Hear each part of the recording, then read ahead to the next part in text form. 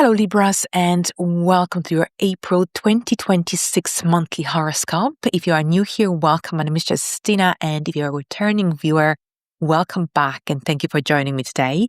So here today we are going to explore the most important events happening in April, and I'll tell you how they will influence your life on a deeper level. So here I follow Western astrology, tropical zodiac, so welcome.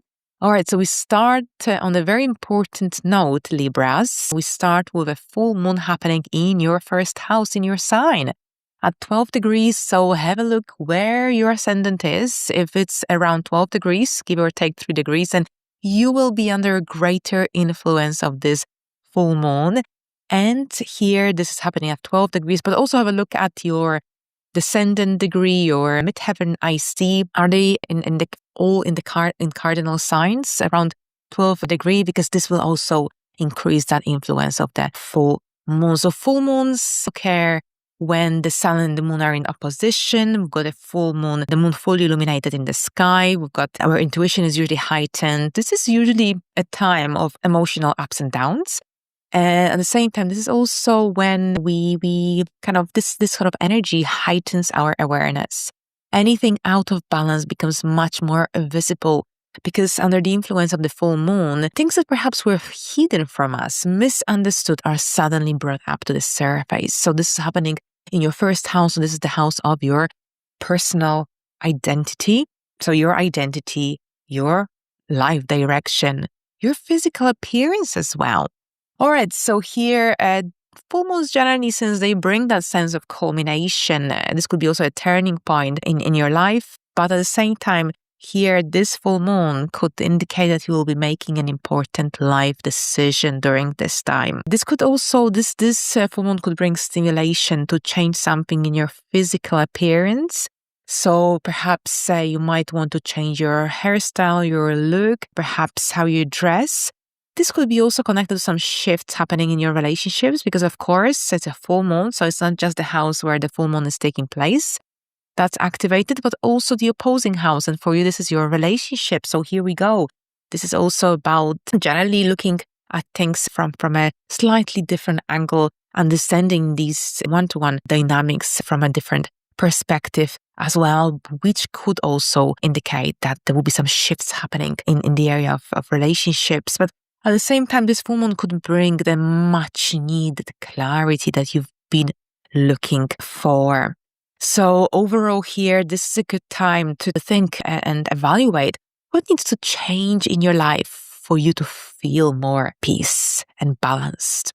So strong realizations definitely take some time to reflect. Full moons bring strong realizations very often and answers to our questions.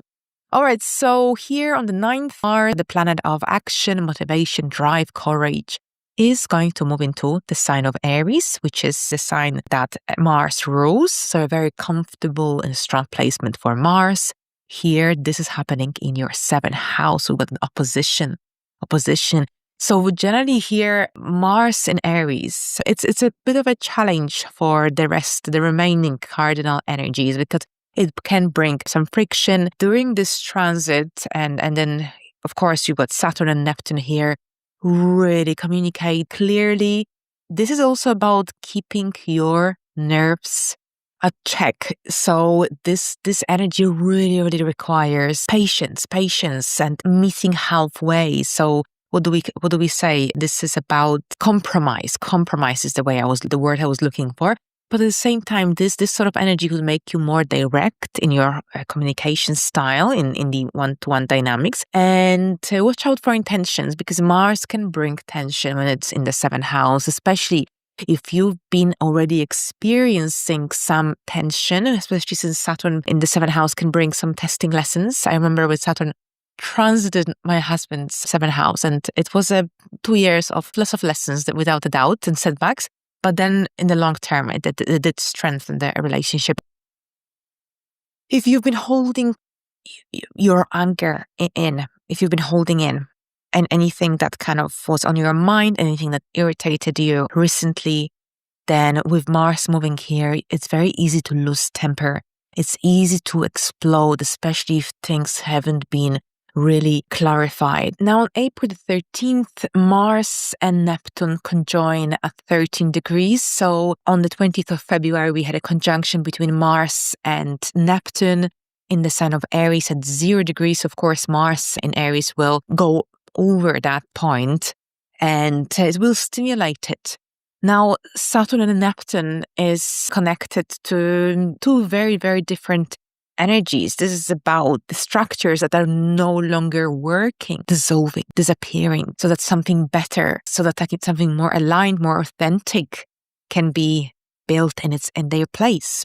So for you, this is happening in your area of relationship. So Mars and Neptune and Saturn here as well, Chiron. I think the issue of boundaries might show up, but at the same time, this alignment, Mars and Neptune on the 13th, can blur the boundaries. And in relationships, it's really, really important, especially here, especially business relationships, I would say. Don't make any assumptions on the 13th. Be clear about your expectations.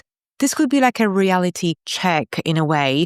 But at the same time, on the 15th, Mercury joins the party. So I think when Mercury comes here, Mercury brings that need to communicate. Mercury, that need for things being clear, for having clarity. Mercury in Aries is very direct. But at the same time, this kind of energy brings any conversations, major decisions into focus. Decisions in these one-to-one connections, relationships, business, platonic, friendships. So here, as you can see, there's a lot of stimulation and energy happening in the area of one-to-one connections, relationships, even the relationship with your client. Now, on the 16th, the Sun and Chiron conjoin in Aries as well. So as you can see, there is even more influence. Now, with Sun and Chiron conjunction, Chiron is the wounded healer in astrology, the asteroid. With the Sun represents our vitality, our ego, and it represents masculine energy. When it aligns with Chiron, it can bring up to the surface any unhealed wounds, emotions, memories connected to our relationships, past relationships, for example. So this energy heightens our sensitivity, especially connected to those past relationship wounds or fears about loss, vulnerability, for example, and trust.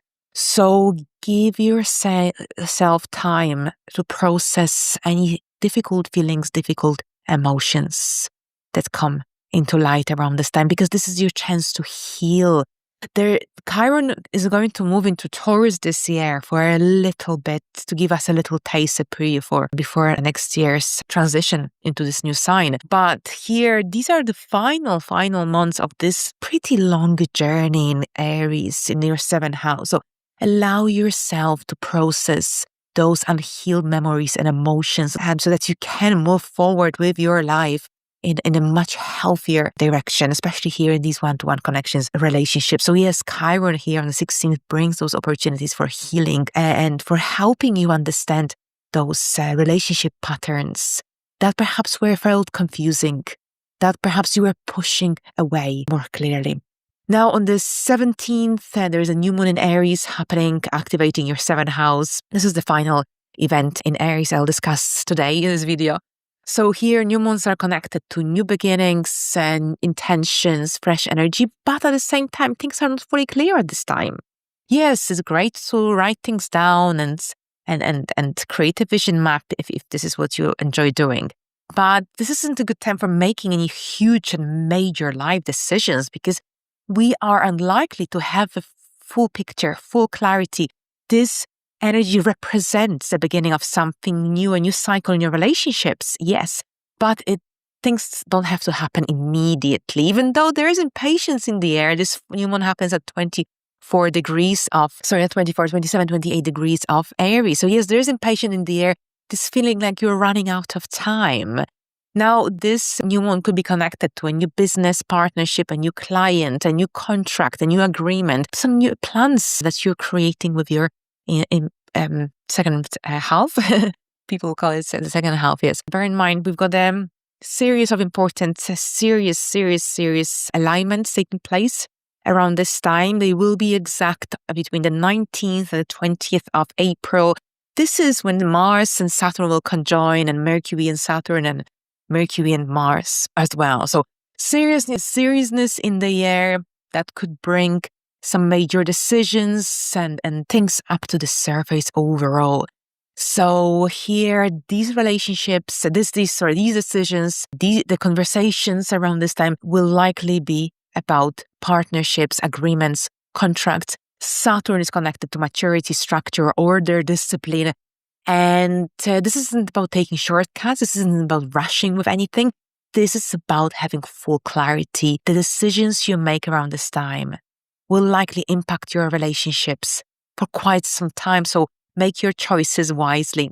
Now here on the 20th, as the Taurus season begins, so that's the 20th through to the second part of May. And this is your area of shared and joint resources, transformation, deep psychological development as well. So this is where your focus shifts around this time, because throughout the first 3 weeks of April, there is a lot of attention centered around your one-to-one relationships, one-to-one connections. And this is likely to continue and to a certain degree. But here we've got the sun shifting its light into your area of the 8th house, kind of making you think more frequently and more deeply about any partnerships you are involved in, your intimate life, your intimate relationship, any debts, loans you may have, credit card statements, mortgage applications, but also as well, anything to do with also matters of a deeper nature. So that's Taurus season for you in a nutshell. Then on the 24th, we've got Venus and Uranus conjunction happening at 29 degrees of Taurus. So this is the final conjunction between Uranus and another planet in Taurus, because Uranus is on its way out. We had a little taste of this energy last year, which I'll tell you in a moment. But here with Venus and Uranus conjunction in your 8th house. So here, the sun is here at this point as well. So this, you see, the energies are beginning to shift after the 20th into your 8th house influence or 8th house themes. But generally with Venus and Uranus, this is about something sudden, unexpected, of course, with Uranus influence. Venus is your chart ruler. This could be connected to your finances, to any assets, resources, shared joint partnerships, for example, but also to your connections. Now, this energy could bring some sudden opportunities. It could generally bring some shifts as well in your way of thinking, in your emotional world as well. It could bring a sense of liberation from something that felt restrictive as well. Now, we end the month with Uranus shifting into the sign of Gemini on the 26th. We had a taste of this transit last year between July and November. So think about any changes that occurred in your area of travel, in your area of personal growth, personal development, as well, educational opportunities. Perhaps they may come up during that time. So overall, this is a time, generally the next 7 years, when you will be broadening your horizons, but in a different and original, unique way. Your worldviews will likely shift as well as a result of that. This energy brings opportunities for traveling to very different, unusual destinations even. This could also see you perhaps returning to university or taking on postgraduate or a degree, for example, or an MBA. This is also connected to changes to your mindset, to your belief system, to your life philosophy, to your life direction as well. You might be exposed to different cultures. You might generally be attracted to different kind of people, individuals, workshops, festival. This is a time of growth, but in a very, very different way as a result of change to your taste, change of your beliefs, change of your life philosophy. So lots of different opportunities here with this transit. Definitely go back into 2025, see what changed in your mindset, anything to do with travel opportunities, anything to do with learning potentials here. What took place during that time? This can give you an idea, a brief idea of what you might see happening in the upcoming 7 years. So on this note, I wish you a productive month. Thank you very much, Libras, and until the next time, bye for now.